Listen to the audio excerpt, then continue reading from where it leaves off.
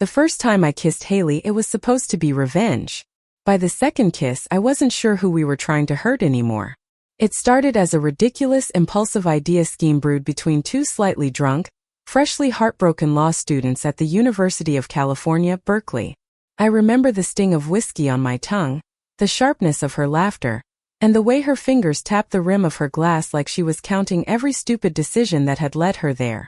"Fake dating," she said, eyes glinting. "It works in movies. Why not in real life?"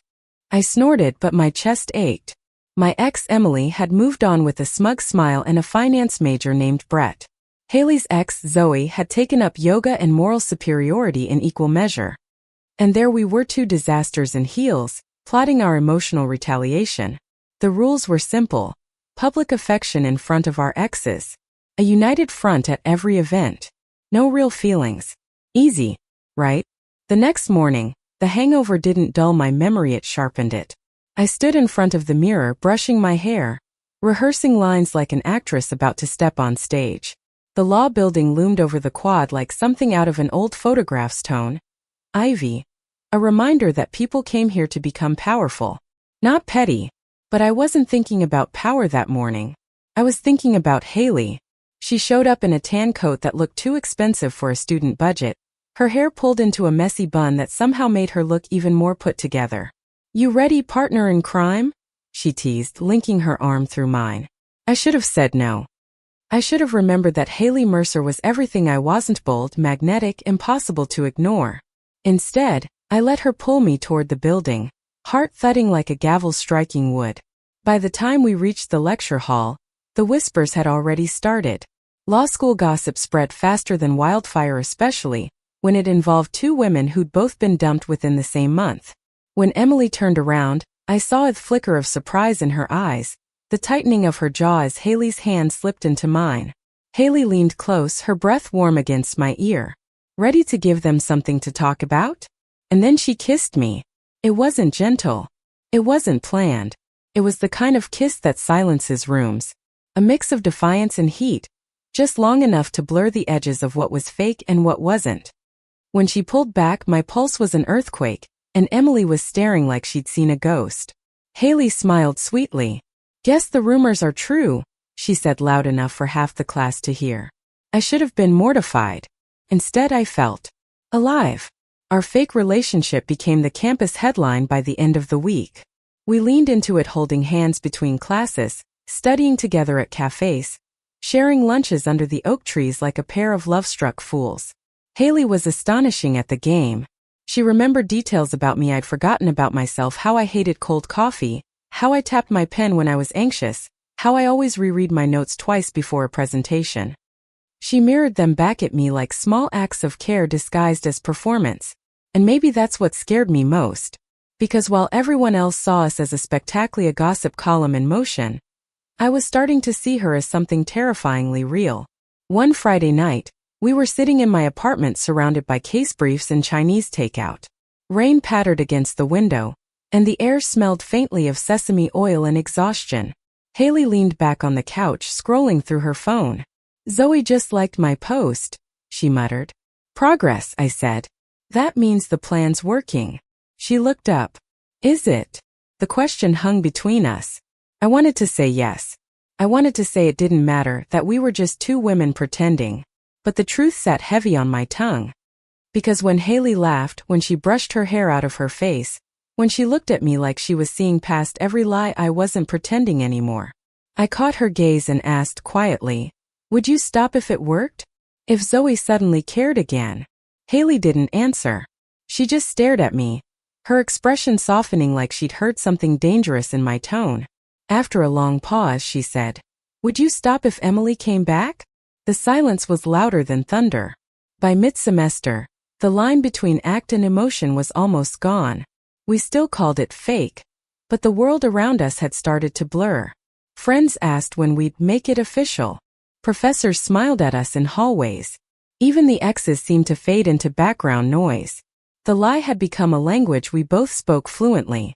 One afternoon, during a mock trial exercise, Haley sat at the opposing counsel's desk. Her cross-examination was brutal, razor-sharp, commanding. But every time she glanced at me, there was a spark of mischief, like we were still playing our private game beneath the courtroom lights. When the exercise ended, she walked over, smirking. "How'd I do?"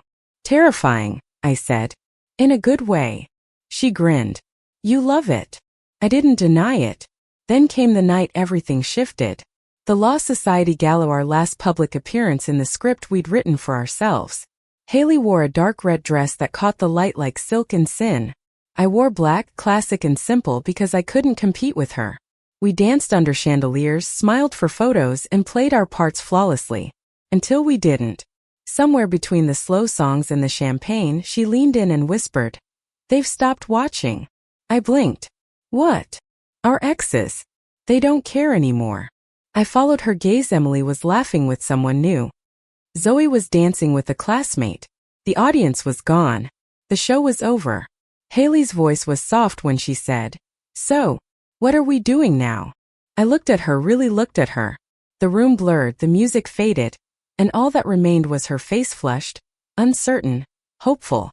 And in that moment I knew. This was no longer about revenge. It was about us. She didn't kiss me right away.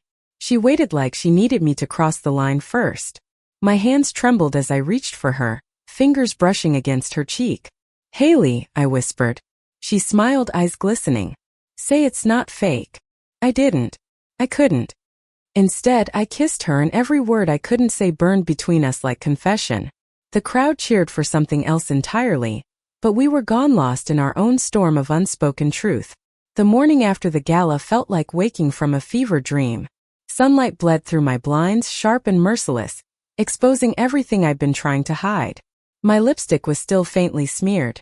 The faint scent of Haley's perfume clung to my coat, and my heart was still beating like I hadn't stopped kissing her hours ago. But the phone on my nightstand broke the spell. One message. From Haley. "We should talk." The 4 words no one wants to read.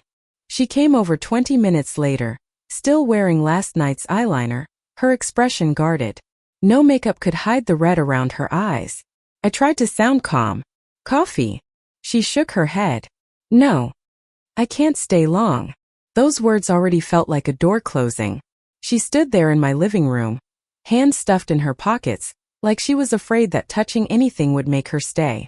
"Last night, we crossed a line." I almost laughed. "Haley, that line disappeared a long time ago." Her jaw tightened.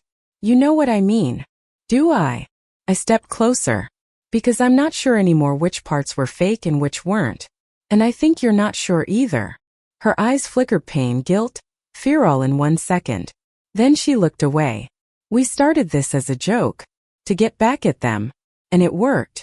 They moved on." "And now what?" I asked. "We pretend we didn't fall for each other in the process?" She flinched. "Don't do that." "Do what?" "Make it sound like I planned this," she said sharply. "Like I meant to. To love me." I cut in. "Is that the word you're choking on?" The silence between us burned. Then she said quietly, "You're leaving for the DC internship, right? 3 months. Maybe that's for the best. Gives us space." "Space?" My voice cracked. "After everything?" She swallowed hard. "I need to focus. Law review. Clerkships. This can't be another mistake I can't afford." That was when I realized something cruel about love. Sometimes it isn't hate that breaks you. It's fear. I didn't cry until after she left. Finals came and went. I threw myself into preparation for my internship at the Department of Justice. I kept busy. I smiled at professors. I laughed at jokes. I played the part of someone who hadn't been gutted. But at night, the quiet was unbearable. Everywhere I went, I saw her at the library corner we used to sit in, at the cafe where she'd steal fries off my plate. Even the sound of heels clicking on tile made my chest ache. We hadn't talked since that morning. 3 weeks of silence. 3 weeks of pretending I was fine. Until one night, I saw her name flash across my phone. Haley Mercer. I stared at the screen until the call went to voicemail. I couldn't pick up. I didn't trust my voice not to break. She didn't call again. DC was everything Berkeley wasn't, cold, polished, full of people who smiled like they were selling something. The internship was prestigious, demanding, and exactly what I needed to forget. At least that's what I told myself. I wore suits that didn't quite feel like mine. I attended hearings, drafted memos, shook hands with people who would never remember my name. I was a machine, efficient and detached. Then one evening, while leaving the courthouse, I heard someone call my name. Claire. I turned. Haley stood there, her hair shorter, her expression unreadable, holding a briefcase like it was armor. For a second, I thought I was hallucinating. What are you? Clerkship program, she said quickly. Federal appeals court. Started last month. The universe was cruel. Out of every city in the country, it had chosen this one to throw us together again. We ended up in the same coffee shop the next morning. Neither of us suggested it, it just happened. The barista smiled when Haley ordered for me, like she'd done it 100 times before. Still oat milk, right? She asked softly. I nodded. We sat across from each other in silence, the air thick with things we couldn't say. Finally she spoke. I saw your name on the DOJ intern list. I thought maybe it was a coincidence. And now you know it's not. Her lips twitched. Yeah, guess fate doesn't believe in coincidences. I stared at her.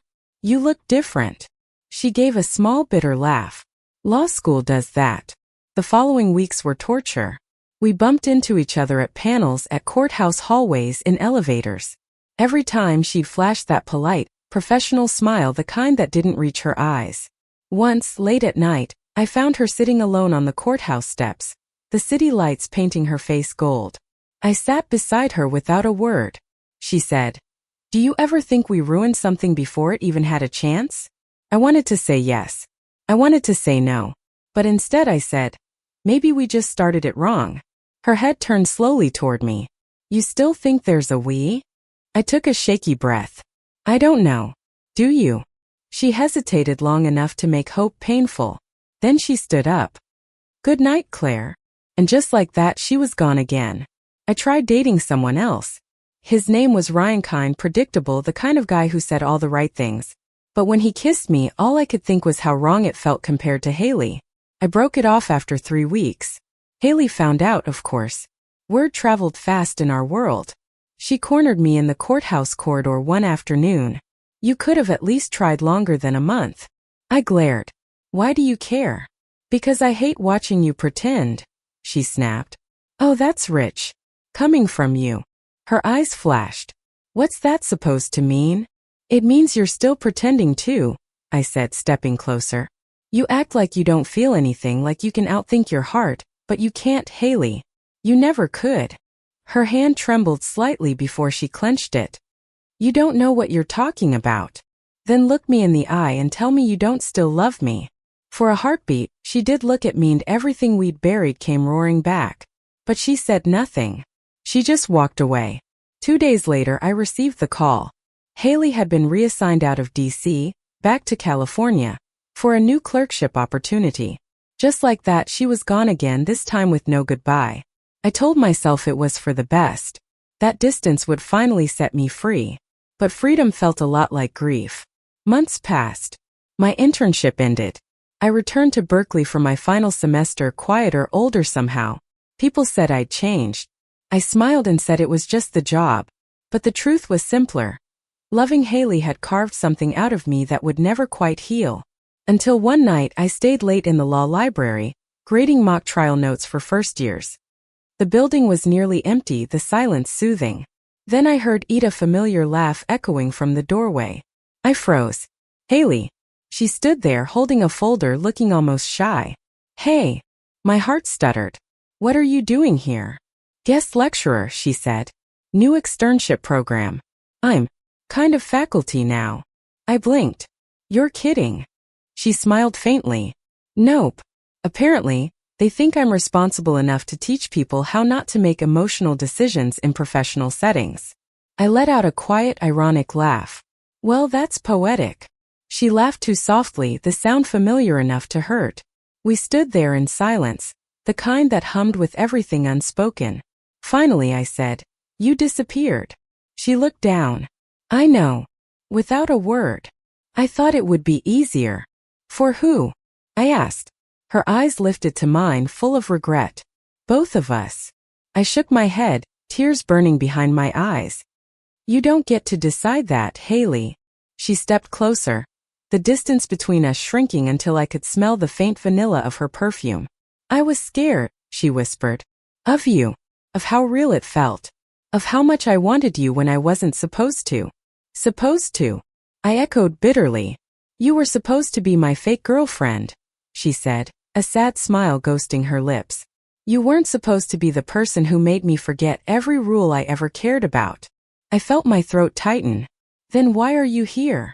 Because I can't pretend anymore, she said simply. I've tried. God, I've tried. But every time I win something or sign something or feel proud of myself, I wish you were there.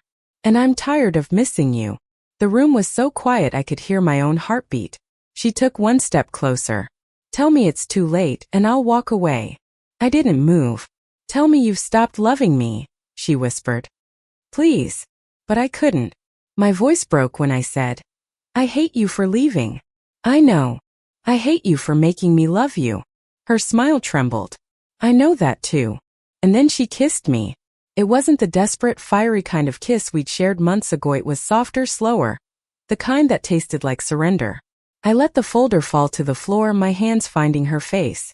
Every hurt, every word left unsaid, melted into that one impossible kiss.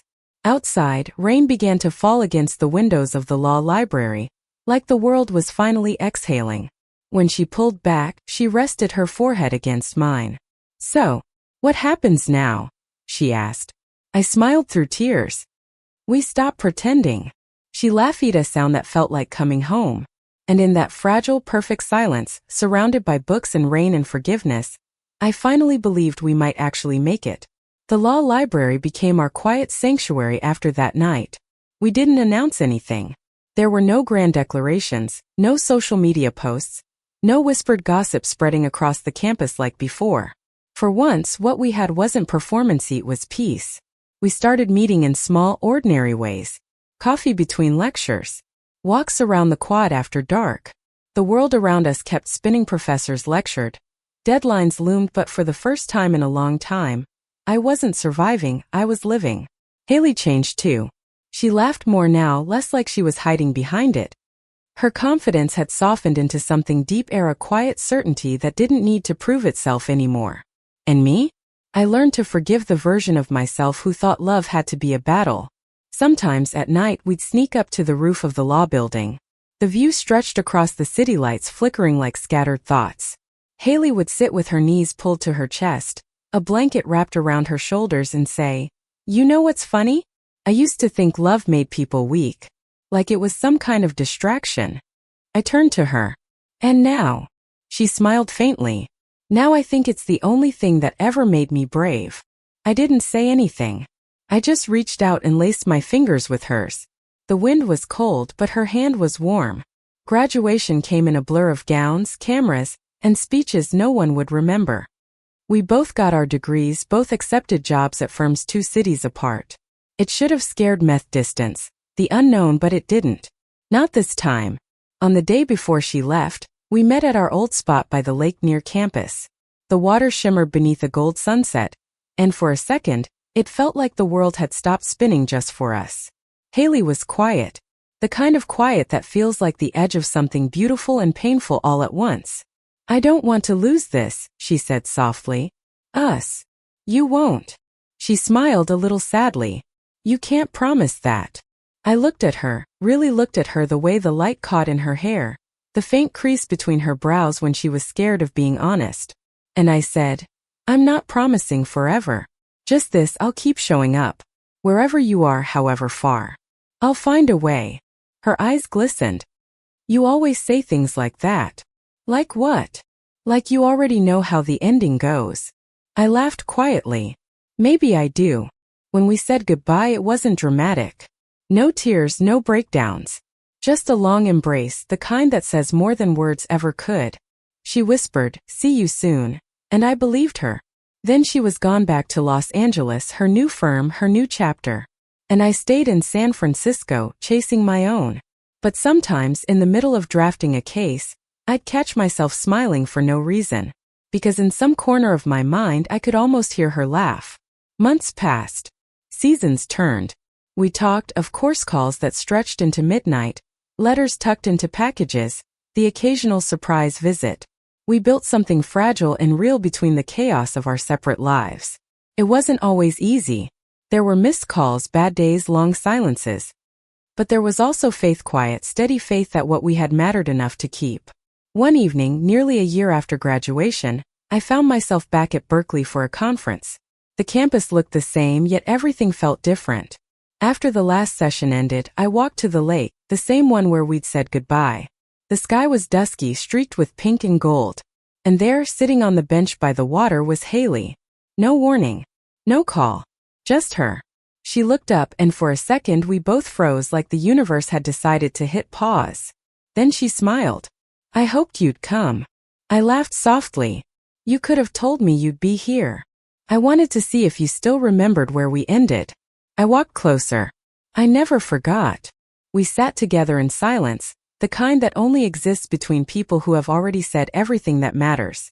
The sun dipped lower, the air cool and sweet. She leaned her head on my shoulder. "It's strange, isn't it? How something that started as a lie ended up being the truest thing in my life." I nodded. "Maybe that's just what love is. It starts as something you think you can control, and then it teaches you that you never could." She smiled against my shoulder. "You sound like a lawyer giving a closing argument."